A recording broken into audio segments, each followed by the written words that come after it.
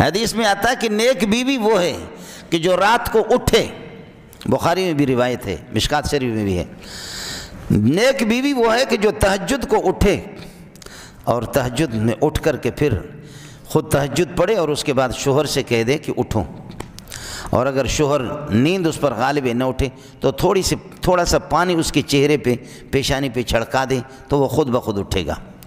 اور اللہ رحم کرے اس شوہر پر جو پہلے تہجد کے لیے اٹھتا ہے، تہجد پڑھ کر کے بیوی کو جگاتا ہے، اگر بیوی اٹھتی نہیں ہے، جاگتی نہیں ہے تو تھوڑا سا پانی اس پر چھڑکا دیتا ہے۔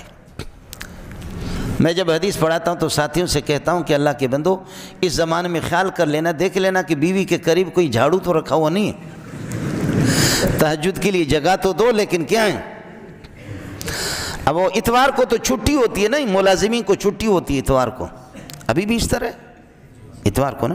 ہاں، یہ نواز شریف نے، مرحوم نے یہ سلسلہ شروع کیا،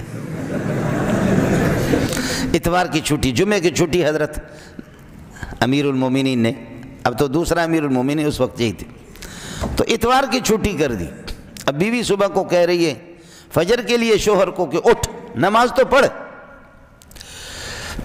وہ کہتا ہے کہ میں بس اللہ غفور الرحیم ہے، پڑھوں گا، آج چھٹی ہے، آج تو ہمیں آرام کرنے دو، آج تو ہمیں آرام کرنے دو۔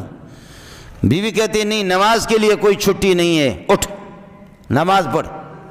کہا آج تو یہ ہے کہ چھٹی ہے، آج تو آرام کرنے دو، نماز قضا کروں گا۔ بیوی کہتی ہے قضا کرنے کی کوئی گنجائش نہیں، اٹھ۔ کہا کیوں گنجائش نہیں ہے؟ بیوی کہتی ہے کہ قرآن اس کی اجازت نہیں دے رہا، حدیث اس کی اجازت نہیں دے رہی ہے کہ نمازوں کی آپ قضا کریں، اٹھ وقت پہ نماز۔ تو شوہر نیند کی حالت میں ایسے آنکھیں کبھی بند ہو رہی کبھی کھل رہی، کہا آپ قرآن کو مانتی ہو؟ بیوی کہتی ہے ہاں مانتی ہوں۔ تو کہا کہ قرآن میں تو یہ کہ فَانكِحُوا مَا طَابَ لَكُم مِّنَ النِّسَاءِ مَثْنَىٰ وَثُلَاثَ وَرُبَاعَ، دو یا چار، تین یا چار شادی کرو۔ تو میں پھر نماز تو پڑھ لیتا ہوں لیکن آج میں اپنے لیے دوسری بیوی کا انتخاب۔